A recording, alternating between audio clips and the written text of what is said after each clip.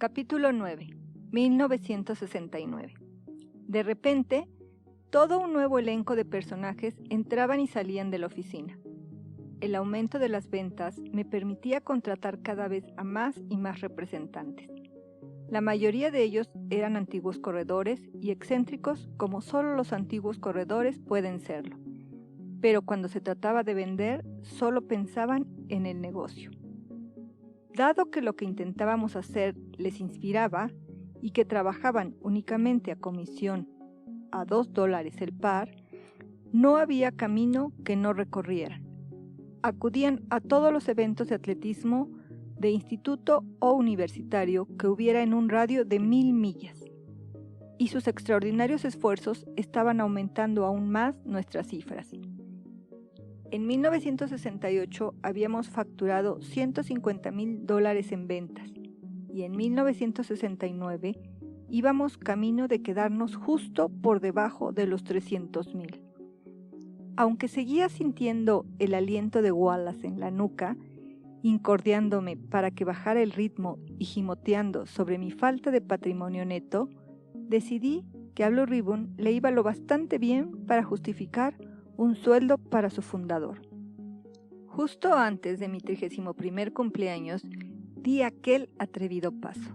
Dejé la estatal de Portland y pasé a dedicarme a tiempo completo a mi empresa, pagándome a mí mismo la generosa cantidad de $18,000 al año.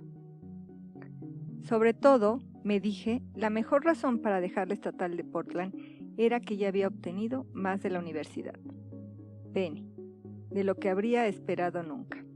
Sin embargo, también había conseguido algo más, aunque por aquel entonces yo no lo supiera, ni podía imaginarme tampoco lo valioso que resultaría. En mi última semana en el campus, caminando por los pasillos, observé a un grupo de chicas de pie en torno a un caballete. Una de ellas embadurnaba un gran lienzo y al pasar la oí lamentarse de que no podía permitirse asistir a un curso de pintura al óleo. Me detuve, admirando el lienzo. Mi empresa podría dar trabajo a un artista, dije. ¿Qué?, preguntó ella. Necesito a alguien que haga unos anuncios para mi empresa. ¿Le gustaría ganar un dinero extra? Yo todavía no era consciente de las bondades de la publicidad, pero estaba empezando a aceptar que no podía seguir ignorándola.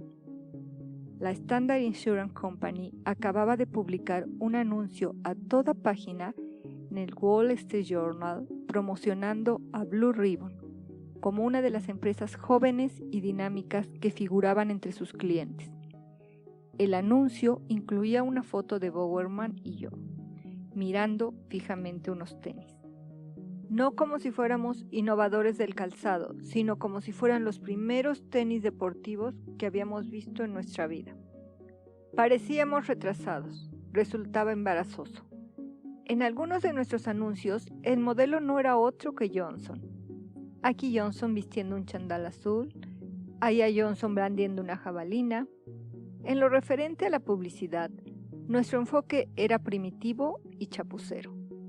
Nos la arreglábamos improvisando, aprendiendo sobre la marcha y se notaba.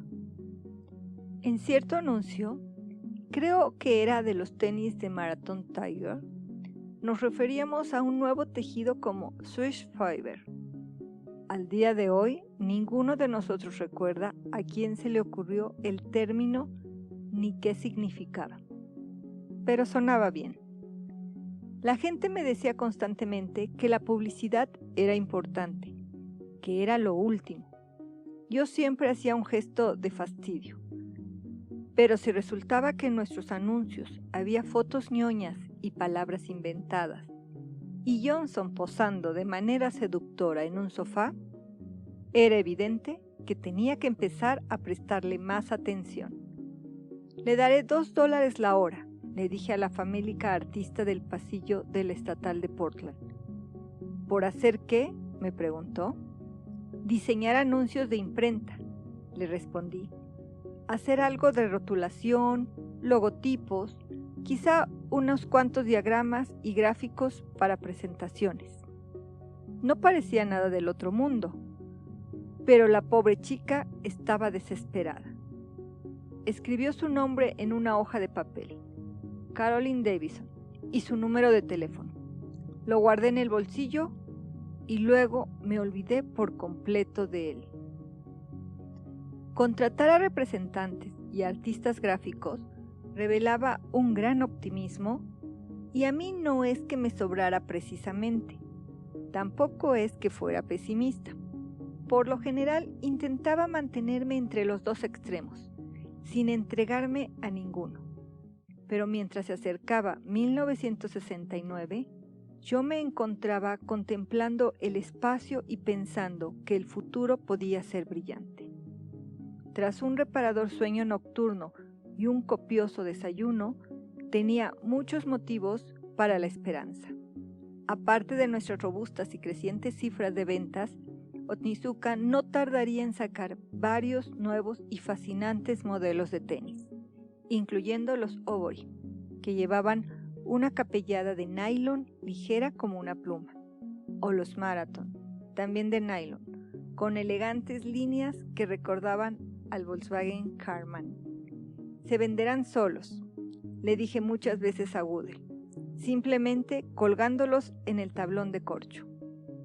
Por otra parte, Bowerman había vuelto de Ciudad de México, donde había sido entrenador auxiliar del equipo olímpico estadounidense, lo que significaba que había tenido un papel decisivo en el hecho de que Estados Unidos ganara más medallas de oro de las que había ganado nunca ningún otro equipo en ningún otro país. Mi compañero no era célebre, era legendario.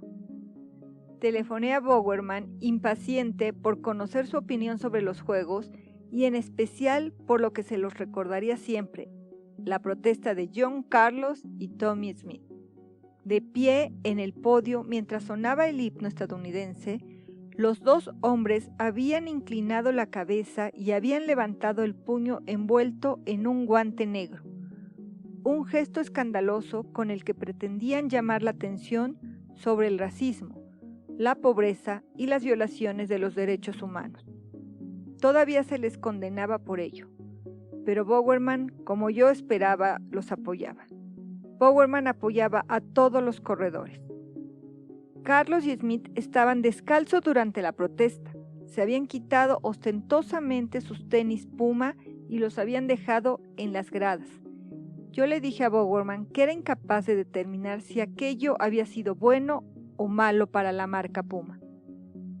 ¿Acaso todo acto de propaganda era realmente bueno?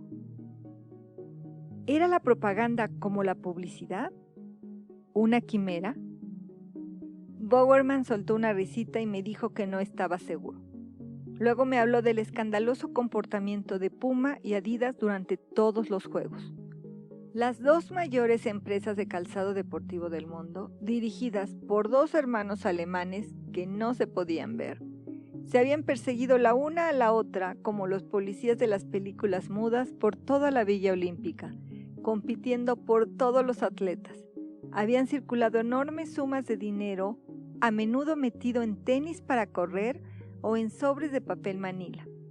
Uno de los representantes de Puma incluso había acabado en la cárcel. Corría el rumor de que Adidas le había tendido una trampa. Estaba casado con una sprinter y Bowerman bromeó diciendo que solo se había casado con ella para asegurarse su promoción. Lo que era aún peor, la cosa no se había detenido en simples sobornos.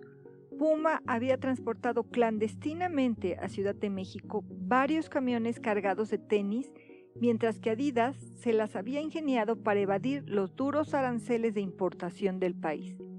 Me enteré por radio Makuto de que lo habían logrado produciendo una cantidad simbólica de deportivos en una fábrica de Guadalajara. Bowerman y yo nos sentíamos moralmente ofendidos, nos sentíamos marginados. Blue Ribbon no tenía dinero para comprar a nadie y por lo tanto tampoco presencia alguna en los juegos. Nosotros habíamos tenido un precario stand en la Villa Olímpica y a un chico trabajando en él, Borg. Yo no sabía si Borg se había quedado allí sentado leyendo cómics o simplemente no había podido competir con la enorme presencia de Adidas y Puma. Pero fuera como fuese, el caso es que su stand había generado 0 volumen de negocio, 0 ruido. Nadie se acercó por ahí. En realidad sí se acercó una persona, Bill Tomey, un brillante decatleta estadounidense. Pidió unos Tiger a fin de mostrar al mundo que a él no se le podía comprar. Pero Borg no tenía su talla, ni los tenis adecuados para ninguna de sus pruebas. Bowerman me informó de que muchos atletas entrenaban con Tiger, solo que luego nadie competía con ellos. Una de las razones era la calidad. Simplemente todavía no eran lo bastante buenos, pero el motivo principal era el dinero. Nosotros no teníamos ni un céntimo para acuerdos de promoción. No es que estemos arruinados, le dije a Bowerman, es solo que no tenemos dinero. Él gruñó. Sea como sea, me dijo, ¿no sería maravilloso poder pagar a los atletas de forma legal? Por último, Bowerman me explicó que en los juegos se había topado con Kitami. No le caía demasiado bien. No entiende un carajo de tenis, se quejó Bowerman, y es demasiado falso, demasiado pagado de sí mismo. Yo empezaba a sospechar lo mismo. Los últimos telegramas y cartas de Kitami me sugerían que quizá no fuera la persona que parecía, ni tan fan de Blue Ribbon como había aparentado ser la última vez que estuve en Japón. Había algo que me daba mala espina. Quizá se disponía a subirnos los precios. Se lo mencioné a Bowerman y le dije que yo estaba tomando medidas para protegernos. Antes de colgar, me jacté de que, aunque no tuviera bastante dinero o caché para comprar atletas, sí tenía el suficiente para comprar a alguien de Otnizuka. Tenía un hombre dentro. Le dije, un hombre que actuaba como mis ojos y mis oídos y que vigilaba de cerca a Kitami. Envié un memorando explicando otro tanto a todos los empleados de Blue Ribbon. Por aquel entonces teníamos unos 40. Por más que me hubiera enamorado de la cultura japonesa, todavía guardaba mi espada de samurái del recuerdo al lado de mi escritorio. También les advertí que las prácticas empresariales japonesas resultaban del todo desconcertantes. En Japón no podías predecir lo que haría tu competencia o tu socio. Yo había renunciado a intentarlo. En cambio, escribí. He dado lo que creo que es un gran paso para mantenernos informados. He contratado a un espía. Trabaja a tiempo completo en el departamento de exportación de Otnizuka. Sin entrar en una detallada exposición del porqué, solo os diré que me parece de confianza. Puede que lo consideréis poco ético, pero el sistema de espionaje está arraigado y completamente aceptado en los círculos empresariales japoneses. De hecho, tienen escuelas de espías industriales, del mismo modo que nosotros tenemos escuelas de mecanógrafos y taquígrafos. No tengo ni idea de qué fue lo que me hizo utilizar la palabra espía de un modo tan descuidado y atrevido. Aparte del hecho que por entonces James Bond hacía furor, tampoco puedo entender por qué, cuando estaba revelando tanta información, no mencioné el nombre del espía.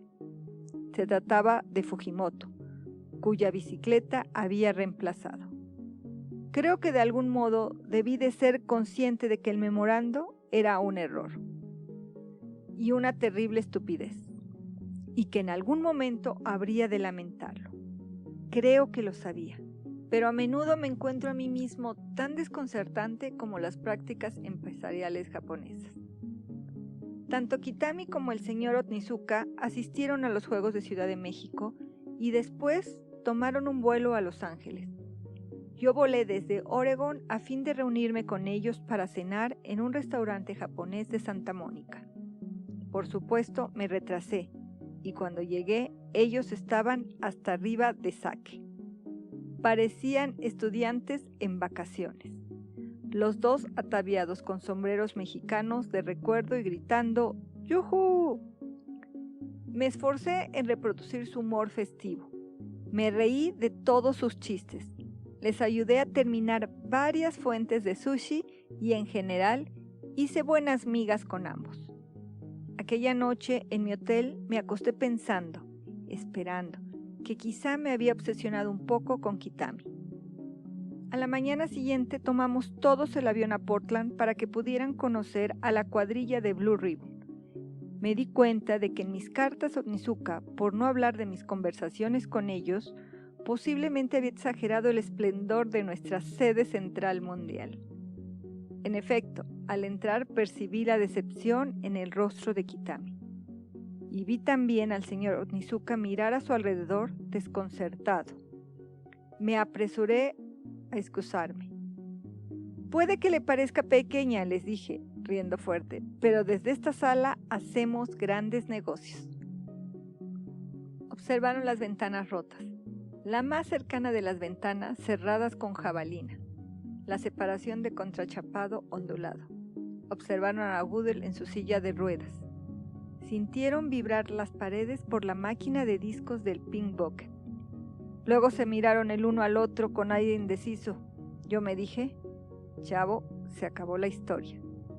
Percibiendo mi embarazo, el señor Onizuka me puso una mano tranquilizadora en el hombro. Esto es de lo más encantador, me dijo.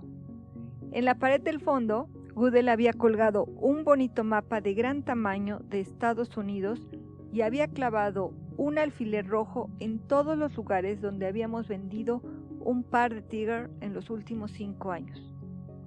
El mapa estaba cubierto de alfileres rojos. Durante un momento de alivio, este desvió su atención del espacio de nuestra oficina. Entonces Kitami señaló el este de Montana. No hay alfileres, dijo. Obviamente aquí el vendedor no hace su trabajo. Los días pasaban volando. Yo trataba de construir una empresa y un matrimonio. Penny y yo aprendíamos a vivir juntos, a fusionar nuestras personalidades e idiosincrasias, aunque ambos estábamos de acuerdo en que ella era la que tenía toda la personalidad y yo era el idiosincrásico, y por lo tanto era ella quien más tenía que aprender.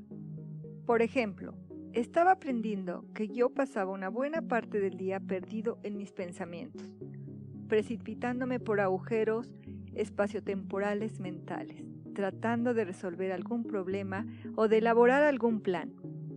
A menudo no oía lo que ella me decía, y si lo hacía, minutos después ya no lo recordaba. Estaba aprendiendo que era un despistado, que iba al supermercado y volvía a casa con las manos vacías, sin lo único que ella me había encargado, porque durante todo el camino de ida y todo el camino de regreso había estado dándole vueltas a la última crisis bancaria o al último retraso en el envío de Onizuka. Estaba aprendiendo que yo lo perdía todo, en especial las cosas importantes, como la cartera y las llaves. Ya era bastante malo que fuera incapaz de realizar más de una tarea a la vez, pero es que encima insistía en intentarlo. A menudo examinaba las páginas financieras mientras comía y mientras conducía. Mi nuevo Cougar negro no siguió siendo nuevo durante mucho tiempo. Como una especie de Mr. Magoo de Oregón, me chocaba constantemente contra los árboles y los postes y los guardabarros de otras personas. Estaba aprendiendo que no se me daban bien las tareas domésticas. Dejaba la tapa del excusado abierta. Dejaba la ropa donde cayera. Dejaba la comida en la encimera. En la práctica, era un inútil para la casa. No sabía cocinar, ni limpiar, ni hacer siquiera las cosas más elementales, porque mi madre y mis hermanas me habían consentido demasiado. Durante todos los años que pasé en el cuarto del servicio, básicamente me habían servido a mí. Estaba aprendiendo que no me gustaba perder, en nada, que para mí perder era una forma de agonía. Yo solía culpar frívolamente a Bowerman, pero la cosa venía de mucho antes. Le hablé de cuando jugaba al ping-pong con mi padre siendo niño y del dolor que me causaba no poder ganarle nunca. Le expliqué que a veces mi padre se reía cuando ganaba y que a mí eso me enfurecía. Más de una vez había tirado al suelo mi pala y había salido corriendo con los ojos llenos de lágrimas. No estaba orgulloso de aquel comportamiento, pero era algo profundamente arraigado en mí. Explicaba mi manera de ser. Ella no llegó a comprenderlo del todo hasta que fuimos a la bolera. Penny jugaba muy bien a los bolos. Había hecho un cursillo en la estatal de Oregon, de modo que yo lo percibí como un desafío y quise aceptarlo frontalmente. Estaba decidido a ganar. Y, por lo tanto, cualquier cosa que no fuera un strike me ponía de mala gana. Pero por encima de todo, estaba aprendiendo que haberse casado con un hombre que tenía una naciente empresa de calzado implicaba vivir con un presupuesto muy limitado. No obstante, ella se las apañaba de maravilla. Yo solo podía darle $25 semanales para hacer la compra.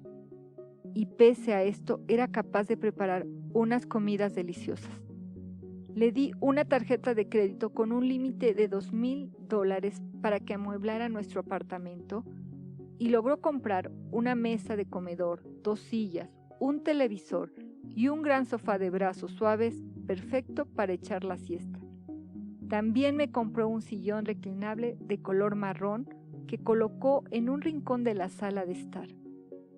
Ahora, cada noche yo podía recostarme en un ángulo de 45 grados y darle vueltas en la cabeza a todo lo que quisiera. Era más cómodo y más seguro que el Cougar. Adquirí el hábito de telefonear cada noche a mi padre desde mi sillón reclinable. Él también estaba siempre en el suyo, y juntos, sillón con sillón, charlábamos de la última amenaza que afrontaba Blue Ribbon. Aparentemente él ya no veía mi negocio como una pérdida de tiempo. Aunque no me lo dijera de manera explícita, de hecho parecía encontrar los problemas que yo afrontaba interesantes y estimulantes, lo que venía a ser lo mismo.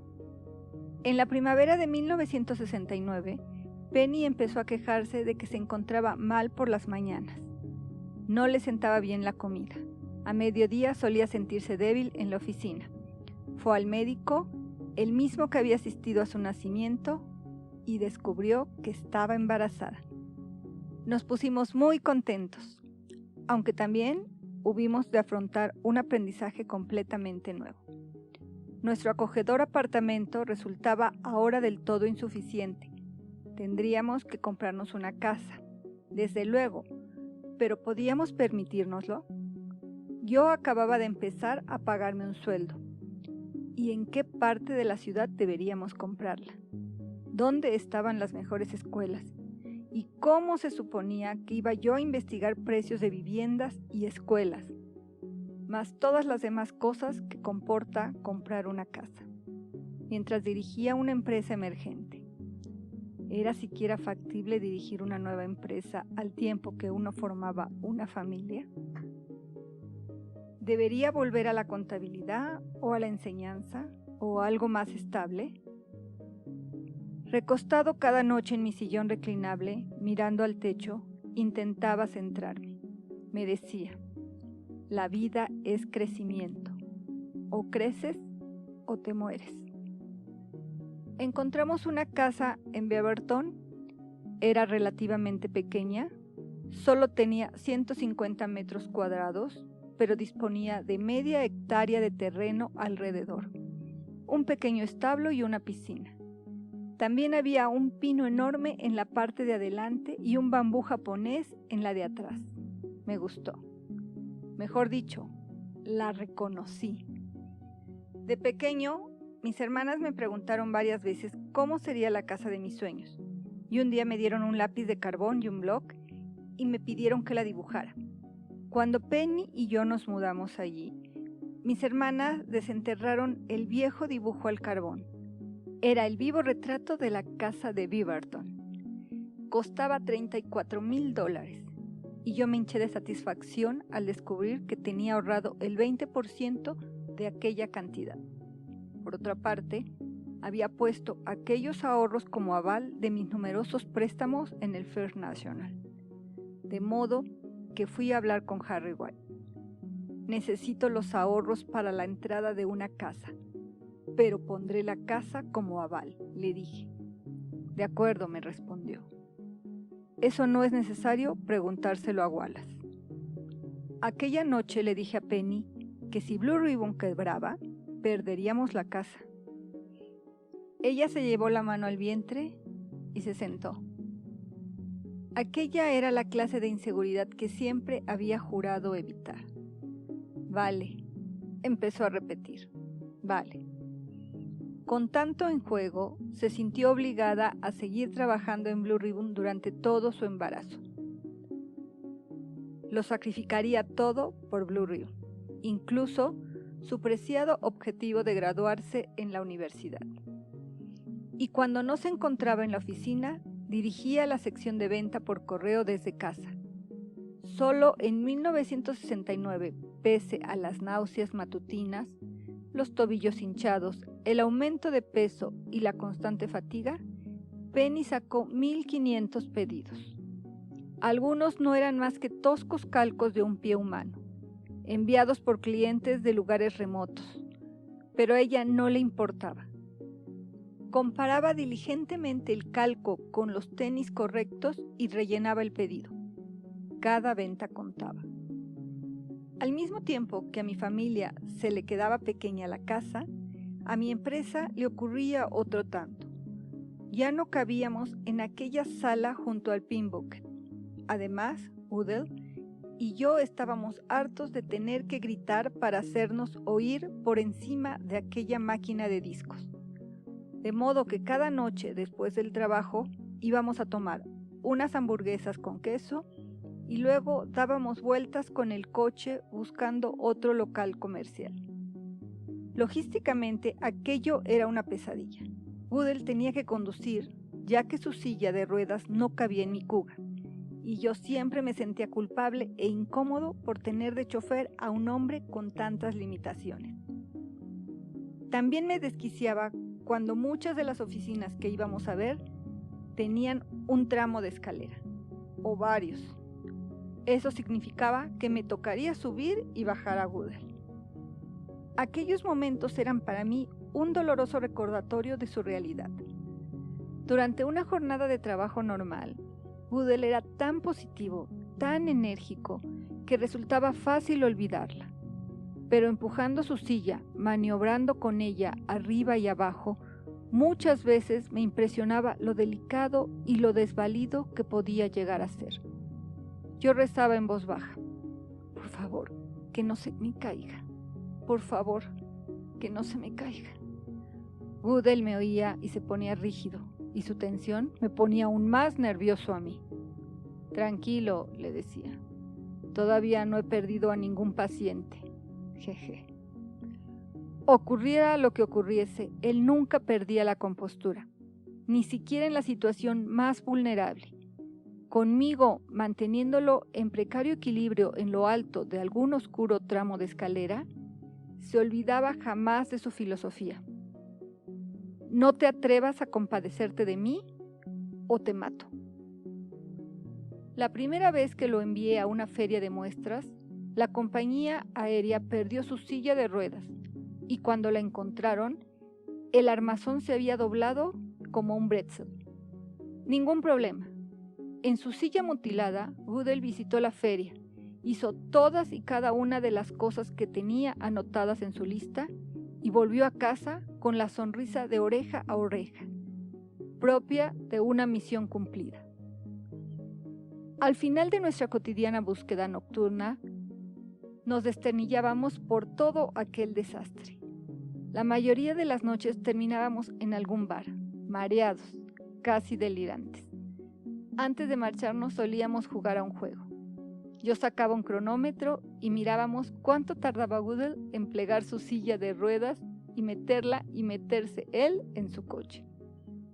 Como antigua estrella del atletismo en pista, le gustaba el reto del cronómetro, de tratar de batir su marca personal. Su récord estaba en 44 segundos. Ambos apreciábamos aquellas noches, las tonterías que hacíamos, la sensación de compartir una misión y los recuerdos que guardamos de esta época se encuentran entre los mejores de nuestra juventud. Udell y yo éramos muy distintos, y sin embargo nuestra amistad se basaba en que teníamos un mismo planteamiento de trabajo. Los dos hallábamos placer, siempre que era posible, en centrarnos en una pequeña tarea. Una tarea despeja la mente, decíamos a menudo, y reconocíamos que aquella pequeña tarea de tener que buscar una oficina más grande implicaba que estábamos teniendo éxito. Estábamos sacando adelante aquella cosa llamada Blue Ribbon, lo que hablaba de nuestro profundo deseo de ganar, o al menos de no perder. Aunque ni él ni yo éramos demasiado habladores, cada uno de nosotros hacía aflorar la vena charlatana del otro. Aquellas noches hablamos de todo. Nos abrimos el uno al otro con una insólita franqueza. Udell me contó en detalle lo de su lesión. Si alguna vez me veía tentado de tomarme a mí mismo demasiado en serio, su historia siempre me recordaría que las cosas podían ir peor. Y el modo en que él se las apañaba sería una constante y vigorizante lección sobre la virtud y el valor de la presencia de ánimo. Su lesión, me explicó, no era habitual y tampoco total. Todavía sentía algo. Todavía tenía esperanzas de poder casarse, de formar una familia, también de curarse. Estaba tomando un nuevo fármaco experimental que se había revelado prometedor en parapléjicos. El problema era que tenía olor a ajo. Algunas de nuestras noches de expedición a la casa de oficina, Udell olía como una pizzería de las de antes, y yo se lo había hecho saber. Le pregunté a Udell si era feliz. Él lo meditó un poco. Sí, me respondió, lo era. Le gustaba su trabajo, le gustaba Blue Ribbon, aunque a veces le avergonzaba lo irónico de la situación. Un hombre que no podía caminar vendiendo tenis. Yo no estaba seguro de qué decir a eso, así que me callé. Penny y yo solíamos invitar a cenar a Udell a nuestra nueva casa. Era como de la familia, le queríamos, pero también sabíamos que llenábamos un vacío en su vida, la necesidad de compañía y de comodidades domésticas. De manera que Penny siempre quería cocinar algo especial cuando venía.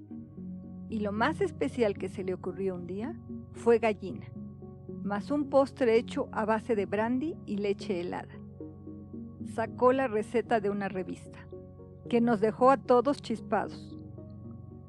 Aunque las gallinas y el brandy hicieron una importante mella en su presupuesto de alimentación de $25, Penny era incapaz de economizar cuando venía Udell. Si le decía que él venía a cenar, ella soltaba de manera espontánea: voy a comprar un brandy. Era algo más que el mero deseo de ser hospitalaria. Lo cebaba, lo nutría. Creo que Udell le tocaba su recién despierta fibra maternal. Hago un esfuerzo por rememorar, cierro los ojos tratando de recordar, pero muchos momentos preciosos de aquellas noches se han perdido para siempre. Innumerables conversaciones, ataques de risa que nos dejaban sin aliento, declaraciones, revelaciones, confidencias. Todo se ha hundido en los cojines del tiempo. Solo recuerdo que pasábamos despiertos la mitad de la noche, catalogando el pasado, planificando el futuro. Recuerdo que nos turnábamos para describir nuestra pequeña empresa, lo que podría llegar a ser y lo que no debería ser nunca. ¿Cómo habría deseado haber dispuesto de una grabadora, ni que hubiera sido una sola de aquellas noches, o haber llevado un diario, como había hecho en mi viaje alrededor del mundo?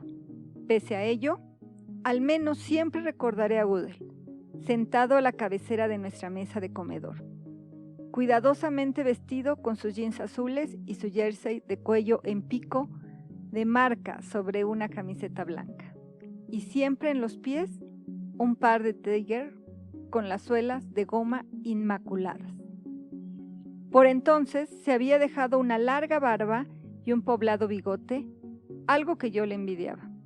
Hay que tener en cuenta que estábamos en los 60 y de hecho yo también me había dejado crecer la barba con anterioridad. Pero ahora tenía que ir constantemente al banco a pedir dinero y no podía presentarme ante Wallace con aspecto de vagabundo. Un buen afeitado era una de mis pocas concesiones. Finalmente Goodell y yo encontramos una oficina que tenía muy buena pinta en Tigard, al sur del centro de Portland. No era todo un edificio de oficinas, no podíamos permitírnoslo, sino una esquina en una planta. El resto estaba ocupado por la compañía de seguros Horace Mann, acogedora, casi lujosa. Era una importante mejora. Aún así yo tenía mis dudas. Había una curiosa lógica en el hecho de que estuviéramos al lado de un bar, pero de una compañía de seguros, con pasillos alfombrados, refrigeradores de agua y hombres con trajes a la medida. La atmósfera era tan acartonada, tan corporativa. Para mí el entorno tenía mucho que ver con nuestro espíritu y este era gran parte de nuestro éxito. Y me preocupaba cómo podía cambiar nuestra esencia si de repente nos veíamos compartiendo espacio con un puñado de hombres de empresa y autómatas. Me fui a mi sillón reclinable, reflexioné un poco sobre ello y pensé que tener vibraciones corporativas podía resultar asimétrico, contrario a nuestras principales creencias, pero también podía ser justo lo adecuado de cara a nuestro banco. Quizá cuando Wallace viera nuestra aburrida y esterilizada nueva oficina, nos trataría con respeto. Además, la oficina estaba en Tigard. Vender Tigard en Tigard puede que fuera el destino. Luego pensé en Goodell. Él decía que era feliz en Blue Ribbon. Aunque había señalado lo irónico de la situación, quizá no le resultara tan irónico ir a institutos y universidades a vender Tigard en su coche, como una tortura. Y quizá fuera a hacer un mal uso de su talento. Lo que mejor se le daba era poner orden al caos, resolver problemas. Una pequeña tarea. Después de que él y yo fuéramos juntos a firmar el alquiler de Tigard, le pregunté si le gustaría cambiar de puesto, convertirse en el gerente de operaciones de Blue Ribbon. Se acabaron las llamadas de ventas, se acabaron los centros docentes. En lugar de ello, se encargaría de lidiar con las cosas para las que yo no tenía ni tiempo ni paciencia, como hablar con Borg en Los Ángeles, o llevar la correspondencia con Johnson en Wellesley, o abrir una nueva oficina en Miami, o contratar a alguien para que coordinara a los nuevos representantes y organizara sus informes, o aprobar las cuentas de gastos. Y lo más importante, tendría que supervisar a la persona que controlaba las cuentas bancarias de la empresa. Ahora, si no cobraba los cheques de su paga, tendría que explicar el excedente a su jefe, él mismo. Goodell me dijo radiante que le parecía muy buena idea. Me tendió la mano. Trato hecho, concluyó. Seguía apretando con la fuerza de un atleta. Penny fue al médico en septiembre de 1969, un chequeo. El médico dijo que todo parecía ir bien, pero que el bebé se estaba tomando su tiempo. Probablemente tardaría otra semana, añadió. El resto de la tarde estuvo en Blue Ribbon, ayudando a los clientes, fuimos a casa juntos, cenamos pronto y nos acostamos temprano. Sobre las 4 de la mañana me dio un empujón. No me encuentro bien, me dijo. Telefoné al médico y quedamos en encontrarnos directamente en el hospital. En las semanas anteriores al día del trabajo, yo había hecho varios viajes de prueba al hospital y esto resultó útil porque ahora que estábamos en tiempo de competición, Estaba tan nervioso que Portland me parecía Van Gogh. Todo me resultaba extraño, desconocido. Conduje despacio, asegurándome de cada giro. Pero no tanto o te va a tocar traer a ti al bebé, me dije regañándome. Todas las calles estaban vacías, todos los semáforos en verde, caía una fina lluvia. Los únicos que se oían en el coche eran la fuerte respiración de Penny y los chirridos de limpiaparabrisas. Mientras enfilaba la entrada de urgencias, mientras ayudaba a Penny a entrar en el hospital, ella no paraba de decir: es probable que estemos exagerando, no creo que haya llegado el momento todavía. Pese a ello, respiraba como yo solía hacerlo en la última vuelta. Recuerdo que la enfermera me arrebató a Penny, la ayudó a sentarse en una silla de ruedas y se la llevó por un pasillo. Yo fui detrás, intentando ayudar. Tenía un kit de embarazo que yo mismo me había preparado con un cronómetro, el mismo que había utilizado para cronometrar a Woodley. De modo que me puse a cronometrar en voz alta las contracciones de Penny. 5, 4, 3. Ella dejó de jadear y se volvió hacia mí. Con los dientes apretados me dijo: ¡para de hacer eso! Entonces, otra enfermera la ayudó a levantarse de la silla de ruedas, la subió a una camilla y se la llevó.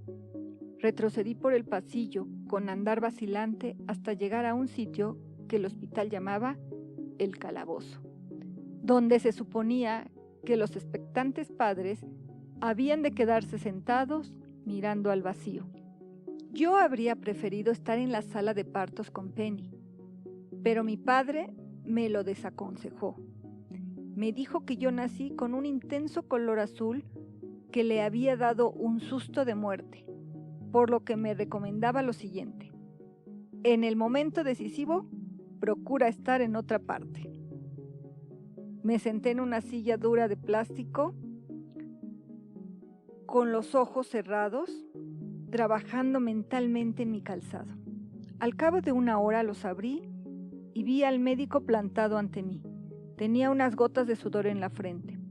Me estaba diciendo algo. Es decir, sus labios se movían, pero yo no podía oírle. ¿Quiere al niño? ¿Lleva al niño? ¿Es lampiño? Lo repitió de nuevo. Es un niño. ¿Un niño? ¿De verdad? Su esposa ha hecho un gran trabajo, añadió. No se ha quejado ni una sola vez y ha empujado en los momentos decisivos. ¿Acaso había asistido a algún curso del método ¿Le Mans? Pregunté. ¿Perdón? ¿Qué? Me condujo como si fuera un inválido por un largo pasillo hasta una pequeña habitación. Allí, detrás de una cortina, estaba mi mujer, exhausta, radiante, con el rostro de un vivo color rojo. Tenía los brazos cubiertos por una manta blanca acolchada, decorada con cochecitos de niño de color azul. Levanté una esquina de la manta para descubrir una cabecita del tamaño de un pomelo maduro, con un gorro de punto blanco encima. Mi hijo. Parecía un viajero, algo que en efecto acababa de iniciar su viaje alrededor del mundo. Me incliné hacia abajo, besé a Penny en la mejilla, le aparté el cabello húmedo. Eres lo mejor, le susurré. Ella me miró de soslayo, insegura. Creía que se lo decía al bebé. Me tendió a mi hijo, lo acuné entre mis brazos. Estaba tan vivo y a la vez era tan delicado, tan desvalido. Era un sentimiento maravilloso, distinto de todos los demás, aunque también familiar. Por favor, no dejes que se me caiga. En Blue Ribbon dedicaba mucho tiempo a hablar del control de calidad, de habilidad, de entrega, pero me di cuenta de que lo real era aquello. Esto lo hemos hecho nosotros, le dije a Penny. Esto, hecho nosotros. Ella asintió con la cabeza, luego se recostó. Le entregué el bebé a la enfermera y le dije a Penny que se durmiera. Salí del hospital flotando y me dirigí al coche. Sentía una repentina y irrefrenable necesidad de ver a mi padre, una especie de hambre de padre. Fui conduciendo a su periódico, pero aparqué a unas manzanas de distancia. Quería andar. Había dejado de llover y el aire era fresco y húmedo. Me metí en un estanco. Me imaginé dándole un buen puro y diciéndole: ¿qué hay, abuelo? Al salir de la tienda con la caja de puros de madera, me tropecé de frente con Kate Foreman, un antiguo corredor de Oregon. «Kate», grité. «Hola, Buck», respondió. Lo agarré por las solapas y chillé. «Es un niño». Él se echó hacia atrás confuso. Pensó que estaba borracho. No había tiempo para explicaciones. Seguí andando. Foreman había estado en el famoso equipo de Oregon que había batido el récord del mundo en la carrera de relevos de 4 millas. Como corredor y como contador, nunca olvidaría su asombroso tiempo. 16:08.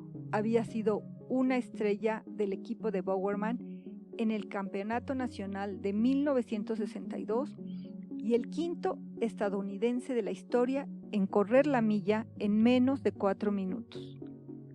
Y pensar que solo unas horas antes yo creía que esas eran las cosas que hacían un campeón, me dije a mí misma. Otoño. El cielo de noviembre estaba tapizado de nubes bajas. Yo me ponía jerseys gruesos, sentado delante de la chimenea, hice una especie de autoinventario. Me sentía lleno de gratitud. Penny y mi hijo, al que habíamos llamado Matthew, estaban sanos. Borg, Goodell y Johnson estaban contentos. Las ventas seguían aumentando. Entonces llegó el correo. Carta de Borg. Tras regresar de Ciudad de México, había sufrido una especie de venganza de Moctezuma mental. En la carta me decía que no estaba a gusto conmigo. No le gustaba mi estilo de dirección, no le gustaba mi visión de la empresa, no le gustaba lo que le pagaba. No entendía por qué tardaba semanas en responder a sus cartas, ni por qué a veces ni siquiera las respondía. A él se le ocurrían cosas sobre diseño de calzado y no le gustaba el modo en que ignoraba sus ideas. Después de varias páginas por el estilo, exigía cambios inmediatos, además de un aumento. Mi segundo motín. No obstante, era más complicado que el de Johnson. Pasé varios días redactando mi respuesta.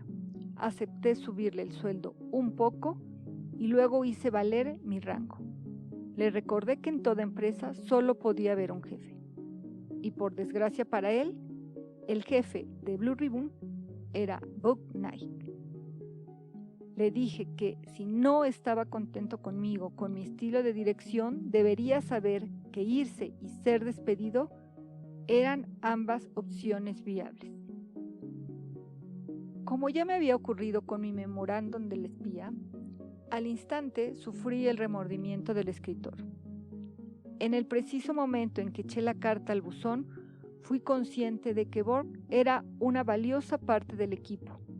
No quería perderlo, y no podía permitirme el lujo de que eso sucediera. Entonces envié a Los Ángeles a nuestro gerente de operaciones, Goodell, para que arreglara las cosas. Goodell se llevó a comer a Borg y le contó que yo no dormía demasiado bien desde que había nacido el bebé. Además, añadió, estaba experimentando una enorme tensión tras la visita de Kitami y el señor Onizuka. Goodell bromeó acerca de mi peculiar estilo de dirección y le dijo a Borg que todo el mundo se quejaba de ello, que todo el mundo se desesperaba, al ver que yo no contestaba a sus memorándums y cartas. Goodell pasó unos cuantos días con Borg, suavizando las cosas y examinando el funcionamiento de sus instalaciones. Descubrió que él también estaba estresado. Aunque la tienda de venta al público iba viento en popa, la trastienda, que básicamente se había convertido en nuestro almacén nacional, era un desastre. Cajas por todas partes, facturas y papeles apilados hasta el techo. Borg no podía seguir con ese ritmo. A su regreso, Goodell me describió el panorama. Creo que Borg ha vuelto al redil, me dijo. Pero tenemos que sacarlo del almacén. Hay que transferir aquí todas las operaciones de almacenaje. Además, añadió, debíamos contratar a su madre, la de Goodell, para gestionarlas. Ella había trabajado durante años en el almacén de Janssen, una legendaria marca de ropa de Oregón, de modo que me aseguró que no se trataba de nepotismo. Mamá Goodell era perfecta para el trabajo. A mí no me importaba. Si a Goodell le parecía bien, a mí también. Además, tal como yo lo veía, cuantos más Goodell, mejor.